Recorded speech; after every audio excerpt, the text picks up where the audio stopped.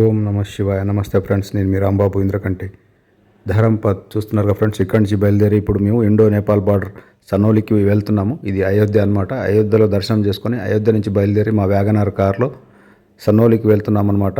ఇది దాదాపు 180 నుంచి 200 కిలోమీటర్ల డిస్టెన్స్లో ఉంటుంది. చూడండి, ఎదురుగా సూర్యదేవుని రథం పైన వస్తున్నట్టు ఒక ఆర్చ్. ఇది మనం అయోధ్య నుంచి బయటికి వెళ్ళే ఆర్చ్ అనమాట. ఇక్కడ నుంచి NH-27లోకి ఎంటర్ అవుతాము.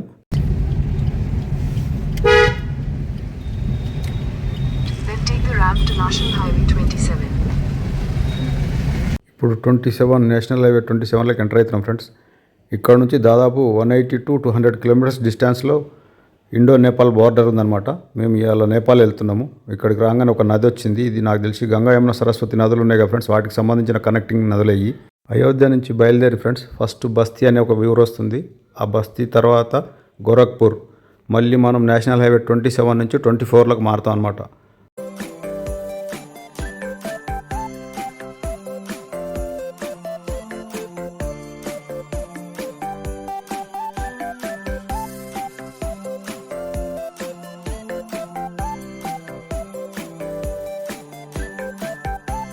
ఫ్రెండ్స్ చూస్తున్నారు కదా ఫ్రెండ్స్, బ్రిడ్జిలు ఎలా ఉన్నాయో. ఇక్కడ కూడా వాటర్ సోర్స్ సూపర్గా ఉంది. ఇక్కడ ఈ బ్రిడ్జి దాటగానే శ్రీరామ్ గోండా అని చెప్పేసి ఒక విలేజ్ వచ్చింది. ఇక్కడ మొత్తం జై శ్రీరామ్ జెండాలు ఫుల్గా పెట్టారు చూడండి. రైట్ సైడ్లోనేమో శ్రీరామ్ గోండా అని చెప్పి పెద్ద పెద్ద అక్షరాలతో ఇంగ్లీష్లో పెట్టారు. ఒక చిన్న ఊరు అనమాట. ఇది మనకేంటంటే వెళ్ళే దారిలో మనకు బస్తీ అనేది డిస్టిక్ అనమాట, చాలా పెద్ద ఊరు. దాని తర్వాతనే గోరఖ్పూర్ వస్తుంది. గోరఖ్పూర్, కుషీనగర్, వారణాసి, ముజఫరాపూర్. ఇక్కడ నుండి స్ట్రైట్గా వెళ్తే ఫ్రెండ్స్ గోరఖ్పూర్, ముందు నుంచి లెఫ్ట్కి వెళ్తే సనోలి బార్డర్ వస్తుందన్నమాట. సనోలి బార్డర్ అంటే బార్డర్ వచ్చే దారి. ఇక్కడ కూడా రైస్ ఇండస్ట్రీస్ ఉన్నాయి. తర్వాత బాగా ఇటుక బట్టల ఫ్యాక్టరీలు బాగున్నాయి ఫ్రెండ్స్. ఇక్కడ ఎటు చూసినా మంచి పంటలు, గోధుమ పంటలు అయితే ఫుల్గా పండిస్తున్నారు ఫ్రెండ్స్. ఇక్కడ నుంచి స్ట్రైట్ వెళ్తే గోరఖ్పూర్, రైట్కి వెళ్తేనేమో కుషీనగర్, లెఫ్ట్కి సనోలి. లెఫ్ట్కి టర్న్ అయితే సనోలి అనమాట. ఇక్కడ చిన్న ట్రాఫిక్ జామ్ అయింది, ఎందుకంటే 4 రోడ్ల జంక్షన్ అనమాట. ఇక్కడ నుంచి మేము నేషనల్ హైవే 27 నుంచి 24లోకి డైవర్ట్ అవుతాము. ఇక్కడ నుంచి కుషీనగర్ జంక్షన్ ఇది. కుషీనగర్ జంక్షన్ నుంచి ఫ్లైఓవర్ ఎక్కేసి లెఫ్ట్కి వెళ్ళాలన్నమాట. లెఫ్ట్కి వెళ్తే మాకు ఇక్కడ నుంచి ఇంకా దగ్గర 80 నుంచి 90 కిలోమీటర్లు ఉంది. ఇది మాకు ఒక 4.5 అవర్స్ పట్టింది రావడానికి. ఈ ఫ్లైఓవర్ ఎక్కి డైవర్షన్ తీసుకున్నాం మేము. రైట్కి వెళ్తే కుషీనగర్, స్ట్రైట్ వెళ్తే గోరఖ్పూర్, లెఫ్ట్కి సనోలి బార్డర్ వెళ్ళడానికి. ఇది వచ్చేటప్పటికి మహారాజ్గంజ్ విలేజ్ బార్డర్లో ఉంటుందన్నమాట ఇది. మళ్ళీ ఇక్కడ కూడా ఒక నది వెళ్తుంది చూడండి ఫ్రెండ్స్. ఇది రాప్టీ రివర్ అంట. చూడండి, చాలా పెద్ద రివర్ ఇది కూడా. ఎటు చూసినా యూపీలో ఫ్రెండ్స్. ఇది ఉత్తరప్రదేశ్లో ఎక్కడ చూసినా కూడా మనకి ఈ నది అయితే పారుతానే కనబడుతున్నాయి. సనౌలి 95 కిలోమీటర్లు, సిద్ధార్థ్ నగర్ 79 కిలోమీటర్లు, మహారాజ్గంజ్ 72 కిలోమీటర్లు.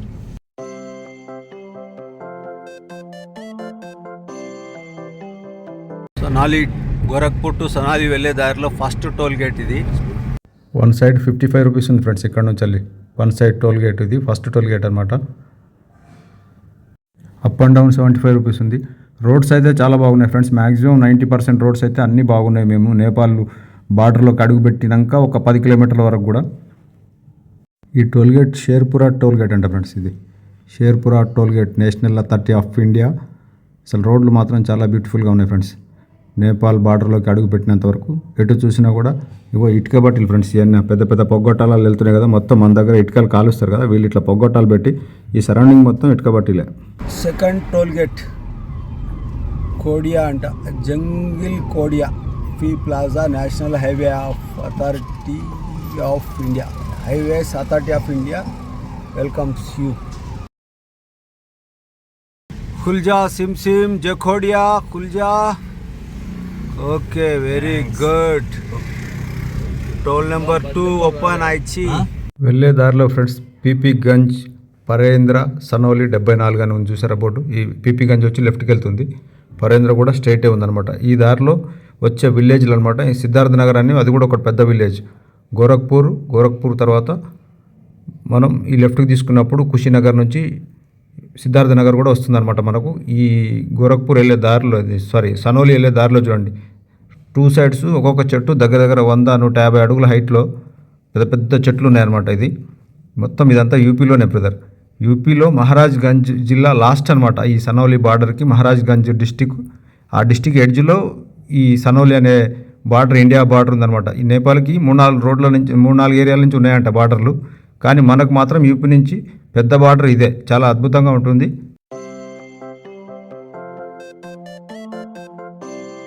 ఇప్పుడు కనిపించే చెట్లు ఉన్నాయి ఈ బిల్డింగ్స్ అన్నీ లోహర్పూర్ అనే విలేజ్ అంట ఫ్రెండ్స్. ఇది ఈ లోహర్పూర్ నియర్ బై అనమాట. ఇక మేము ఈ దారిలో వెళ్తుంటే రోడ్లు మాత్రం చాలా బ్యూటిఫుల్గా ఉన్నాయి. పొక్కువ విలేజ్ అంట ఫ్రెండ్స్, అది పొక్కువ. మేము అయోధ్య నుంచి బయలుదేరి మధ్యాహ్నం 3:30 అట్లా అయింది ఫ్రెండ్స్. మేము స్వామివారి అయోధ్య రామయ్య దర్శనం చేసుకొని బయలుదేరాము. బయలుదేరిన తర్వాత మధ్యలో వచ్చి ఒక దగ్గర లంచ్ చేసుకున్నాము. లంచ్ చేసి బయలుదేరి వస్తూ ఉంటే మేము కరెక్ట్గా నేపాల్ బార్డర్లకు దగ్గర వచ్చేటప్పటికి మెల్లమెల్లగా చీకటి అయిపోయింది. మహారాజ్గంజ్, నౌతన్వా, సనౌలి, మొత్తం సనౌలి నౌతన్వా రైట్కి వెళ్ళాలి. మహారాజ్గంజ్ స్ట్రైట్ ఉంది ఫ్రెండ్స్. ఈ లాస్ట్ బార్డర్ మహారాజ్గంజ్లో లాస్ట్ బార్డర్ వచ్చేటప్పటికి నౌతన్వా. అక్కడ నుంచి మళ్ళీ ఒక 5 కిలోమీటర్ల దూరంలో మన ఇండో నేపాల్ బార్డర్ ఉంటుందన్నమాట. మొత్తం రోడ్లు అయితే చాలా బాగున్నాయి, కానీ మన బార్డర్ మాత్రం చాలా చిన్నగా ఇరుకుగా ఉంటుంది ఫ్రెండ్స్. అక్కడ కొంచెం కంజెస్టెడ్గానే ఉంటుంది. పెద్ద పెద్ద లారీలు అయితే దగ్గర ఒక 3-4 కిలోమీటర్ లైన్ కట్టి ఉంటాయి. మీకు చూపిస్తాను చూడండి. ఎందుకంటే అవన్నీ అక్కడ బార్డర్లో క్లియరెన్స్ వచ్చిన తర్వాతే వాటికి బార్డర్ క్రాసింగ్ అవ్వడానికి ఛాన్స్ ఇస్తారన్నమాట. ఇగో ఇవన్నీ ఇక్కడి నుంచి స్టార్ట్ అయింది ఫ్రెండ్స్ బార్డర్.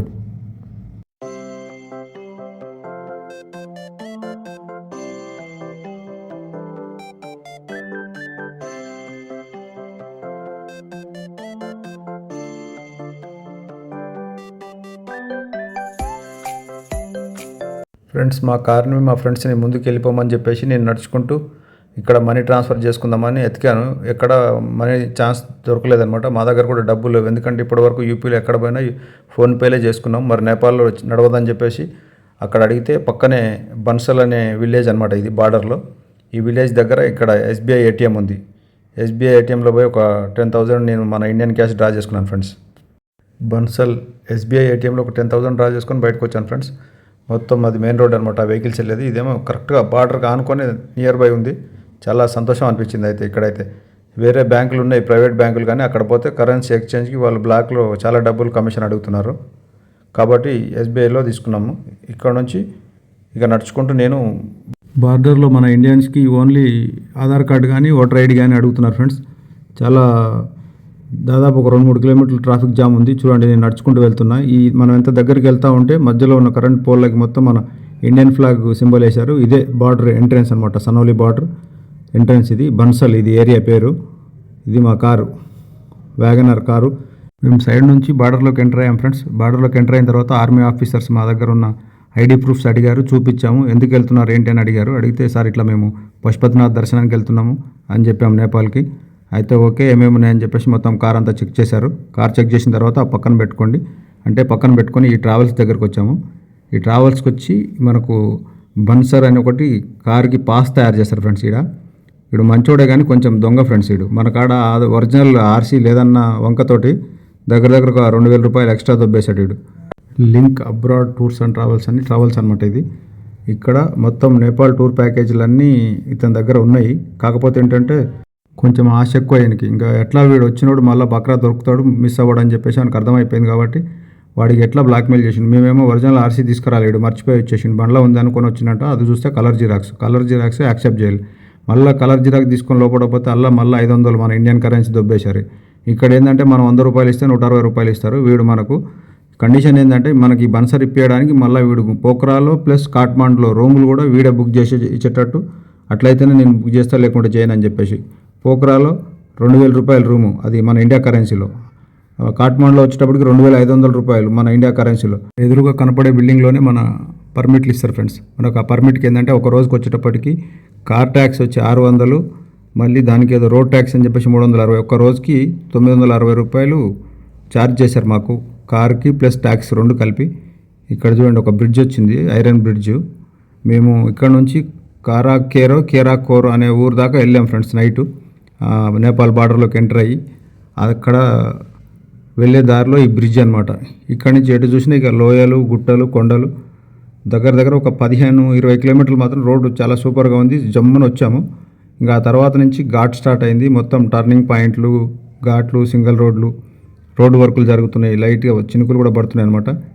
ఇక్కడ కేరావారి అనుకుంటా, కారాకోర్ కాదు, కేరావారి అనే విలేజ్ దగ్గర ఆగినాము. ఆగి ఇక్కడ నైట్ డిన్నర్ చేసామన్నమాట రాత్రి 10ంటికి. ఫ్రెండ్స్, నేపాల్ రైడ్ వెళ్ళాలనుకుంటే మాత్రం ఖచ్చితంగా ఒరిజినల్ ఇన్సూరెన్స్, ఒరిజినల్ ఆర్సీ అన్నీ పెట్టుకొని వెళ్ళాలి ఫ్రెండ్స్. ఇక్కడే మేము లంచ్ బ్రేక్ ఆపాము, డిన్నర్ బ్రేక్ సారీ.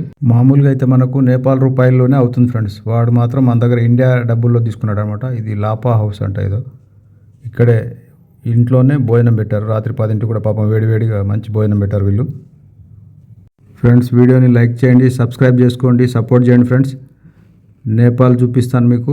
నేపాల్ కూడా మేము టైం లేదని కంగారుగా చూసి వచ్చాం ఫ్రెండ్స్. మేమైతే ఫస్ట్ పోఖ్రాకి వెళ్ళాం ఫ్రెండ్స్. ఇక్కడ నుంచి పోఖ్రా వెళ్ళే దారి అనమాట. केरावारी इधर से पोखरा कितना किलोमीटर है?